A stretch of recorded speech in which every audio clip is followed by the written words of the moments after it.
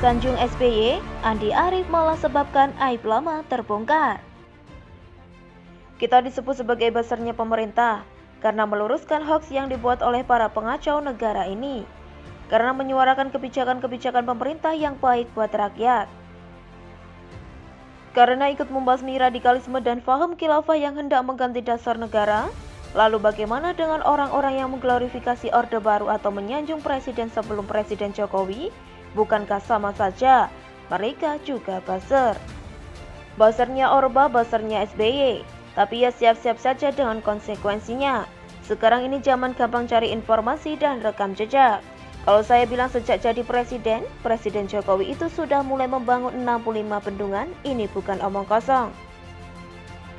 Bisa dicari sumber beritanya dan data-datanya. Yang sudah selesai dibangun ada 18, tahun ini yang sedang dibangun atau diselesaikan mencapai 48 bendungan.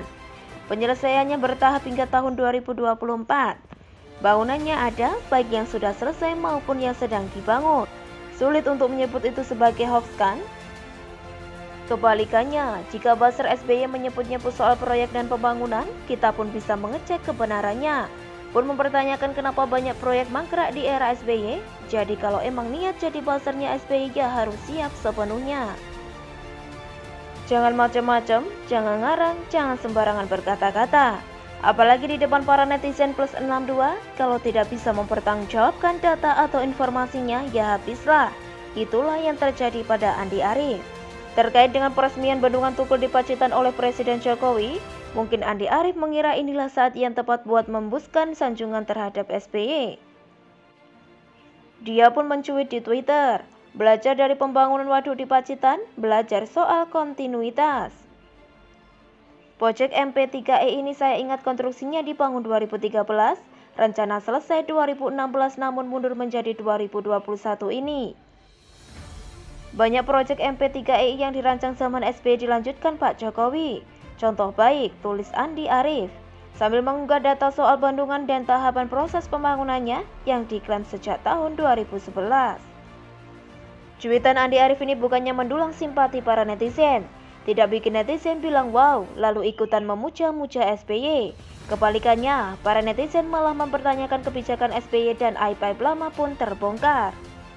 Sebagai catatan, MP3E adalah master plan percepatan dan perluasan pembangunan ekonomi Indonesia. Program ini dijalankan pemerintahan Presiden SBY sejak 2011.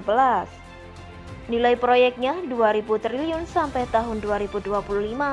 Nilai proyek ini sangat fantastis ya, sejak diluncurkan pada tahun 2011 hingga kuartal 1 tahun 2014. Mendekati berakhirnya era SBY, nilai investasi proyek MP3E baru mencapai 397,73 triliun. Ada beberapa proyek yang gagal dibangun, antara lain proyek pembangunan gas tangguh di Teluk Bintuni, Papua Barat senilai 108 triliun, proyek pembangunan pembangkit listrik tenaga uap atau PLTU Batang senilai 40 triliun, dan pembangunan pelabuhan Cilamaya senilai 34,5 triliun. Banyak ya, ini yang bisa saya temukan di berita media dalam waktu singkat. Dengan temuan ini saja, aib SBY sudah cukup banyak terbongkar. Apalagi ketika Andi Arief sok mengklaim ada campur tangan SBY dalam pembangunan bendungan Tukul itu. Para netizen pun mempertanyakan, kenapa groundbreaking bendungan dilakukan mendekati akhir masa jabatan SBY? 10 tahun berkuasa, rakyat cukup disajikan perencanaan. Studi kelayakan duit lagi, anggaran nambah lagi. Perencanaan duit lagi, anggaran nambah lagi. Kajian duit lagi, anggaran tambah lagi. Terus begitu sampai lebaran kuda. Dan hasil 10 tahun hanya angan bagi rakyat @andiarif_, kamu waras. Komentar akun @jibrilakbar4. Akhirnya siapa yang menyelesaikan? Ya Presiden Jokowi dong. Tidak semua proyek MP3E dilanjutkan oleh Presiden Jokowi. Ketika memulai jabatannya, Presiden Jokowi mengkaji ulang pelaksanaan proyek MP3E, disesuaikan dengan kebutuhan rakyat tentunya. Menanggapi cuitan Andi Arief, ada satu lagi netizen yang mempermasalahkan mengapa menjelang akhir jabatannya, SBY malah mengadakan groundbreaking banyak proyek. Pertanyaan ini merujuk pada artikel berita dari investor.id pada bulan Juni 2014. Disebut bahwa SBY saat itu menggebut groundbreaking 13 proyek infrastruktur senilai 525 triliun. Ada pula netizen lain yang membagikan artikel berita lama tahun 2013 soal pembangunan jembatan Kelok 9 di Sumatera Barat. Disebut bahwa akhirnya jalan layang atau jembatan Kelok 9 itu dibuka sementara di tahun 2013 setelah 10 tahun dibangun sejak 2003 dengan nilai proyek 580 miliar. 10 tahun ya. Sementara Presiden Jokowi yang baru 6 tahun memimpin sudah banyak sekali menghasilkan infrastruktur. Dan terakhir yang saya kutip di sini juga disebut oleh netizen mengomentari cuitan Andi Arief adalah soal laporan epik Menteri Sekretaris Negara Pratikno dan Sekretaris Kabinet Pramono Anung kepada Presiden Jokowi pada tahun 2016. Yakni temuan adanya 34 proyek mangkrak dari era SBY terkait pembangkit tenaga listrik. Mangkraknya proyek ini merugikan negara hingga triliunan rupiah. Nah kan, aib-aib lama pun terbongkar. Makanya kalau mau jadi buzzernya SBY, Andi Arief harus siap. Nggak bisa sembarangan mengklaim ini itu. Nanti aib-aib juga terpaksa diklaim. Karena gampang sekali mencari datanya. Rakyat juga tidak pernah melupakan soal lagu-lagu yang diciptakan oleh SBY. Jadi, please deh, kudu hati-hati ya. Selalu dari kura-kura.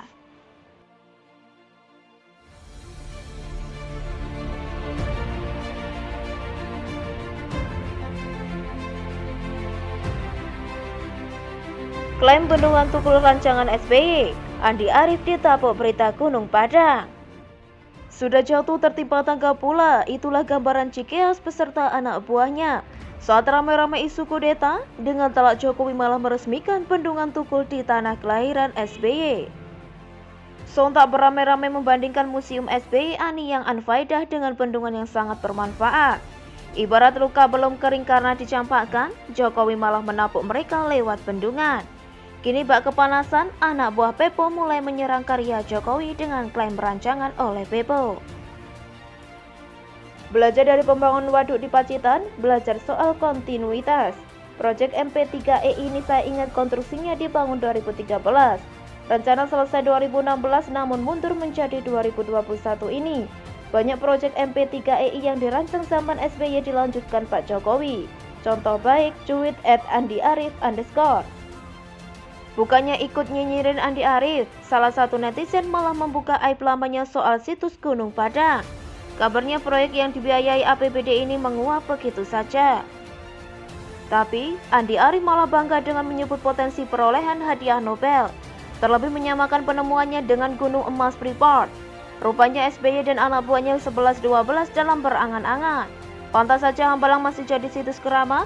Lucu juga kalau Roy Surya bicara langsung ditapuk berita panci, giliran Andi Arief kena berita Gunung Padang. Seperti berita yang dilansir dari Tempo.com, staf khusus Presiden membuat penelitian situs Gunung Padang jadi heboh. Pekerjaan mereka dituding hanya proyek cari duit. Hal itu terungkap dalam laporan utama majalah Tempo edisi 27 Agustus 2012 berjudul Mencari Terang di Gunung Padang. Dalam laporan itu ditulis bahwa Andi Arief kerap kedatangan orang-orang dari perkumpulan tarekat. Staf khusus Presiden bidang bantuan sosial dan bencana alam ini pun makin yakin di bawah bukit itu ada peninggalan masa lalu yang sangat maju. Penerawangan ahli tarekat juga begitu, katanya 3 pekan lalu. Ukuran kemajuan adalah dugaan di bawah bukit setinggi 894 meter dari permukaan laut itu ada unsur logam. Logam itu dicurigai mendekam di pusat gunung setelah tim yang dibentuk Andi Arief yang beranggotakan arkeolog dan geolog muda memindainya. Radar bumi itu menangkap benda-benda yang tergolong pengantar setrum. Andi berasumsi lebih jauh.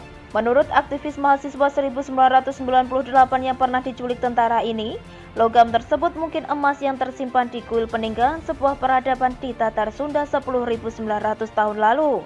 Jika benar, kata dia bisa dimanfaatkan negara sebagai sumber daya alam. Ia merujuk pada cadangan emas di Gunung Grasberg, Papua. Saat gunung itu diteliti dan ditemukan geolog Belanda, Jan Jacques Dossi pada 1936, tak ada yang percaya di sana tersimpan logam mulia. Laporannya di jurnal ilmiah bahkan dicampakkan. Mata dunia terbuka setelah geolog PT Freeport MC Moran membuktikannya 30 tahun kemudian. Papua kini jadi tambang emas yang tak impas-impas. Kalaupun bukan emas, kata Andi Arief, logam di perut Gunung Padang itu telah menunjukkan pada tahun 8000 sebelum Masehi peradaban di Cianjur sudah sangat maju. Pada masa itu belum ada peradaban lain di dunia yang menghargai dan menggunakan logam untuk kehidupan sehari-hari.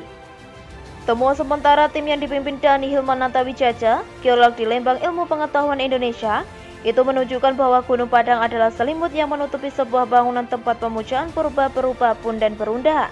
Punden itu terkubur akibat suatu bencana besar yang melumat penduduknya. Jika semua asumsi itu terbukti, Andi yakin temuan Gunung Padang tak hanya akan mengguncang dunia arkeologi, tapi juga sejarah umat manusia. Ganjarannya hadiah Nobel, ujarnya. Karena itu, tim mengebornya untuk membuktikan asumsi tersebut. 2 sampel yang diambil dari kedalaman 2 meter lalu diuji laboratorium Badan Tenaga Nuklir Nasional yang menunjukkan umur karbon itu 4.700 dan 10.900 tahun. Jika kelak penelitian ini berbuah Nobel, kata Andi Arief, pemerintah mesti mengganti biayanya berlipat-lipat. Inilah hebatnya SBY dan kroni-kroninya dalam menghamburkan uang negara. Harusnya cuitan SBY yang menyebut bencana alam akibat keserakan manusia ditunjukkan pada dirinya. Lihat saja perizinan lahan terbesar sejak reformasi terjadi saat kepemimpinannya. Kini malah terungkap Museum SBY Ani didanai Bupati Pacitan dari kas daerah senilai 9 miliar. Kalau saat tak menjabat saja masih serakah menggarong, bagaimana saat menjabat dulu? Bisa-bisa banyak uang negara disedot tanpa ketahuan. Ini mengingatkan akan kasus-kasus korupsi besar seperti EKTP, Senturi, dan Hambalang. Termasuk kasus Jiwasraya dan Asabri yang sebenarnya terjadi di era SBY. Tapi, dengan tak tahu malu mereka selalu klaim proyek garapan Jokowi sebagai rancangan mereka. Apa garansinya kalau SBY menjabat terus maka akan tercipta bendungan? Yang kita tahu setelah tak menjabat dia sibuk kampanye menaikkan istri dan anaknya. Lalu membuat Museum Anfaedah sebagai kebanggaan keluarga. Harusnya kader-kader Demokrat seperti Roy Suryo, Andi Arief, dan lainnya tak usah banyak berkomentar di media sosial. Baru dibuka borok masa lalu saja sudah cukup membungkam nama mereka. Tak usah sebut-sebut rancangan zaman SBY karena sudah banyak proyek mangkrak yang dihasilkan. Apalagi berhayal dapat hadiah Nobel dengan mengeduk tanah lewat APBD. Bukan gunung emas yang didapat, malah negara puntung membiayai orang tak jelas seperti mereka. Begitulah kura-kura.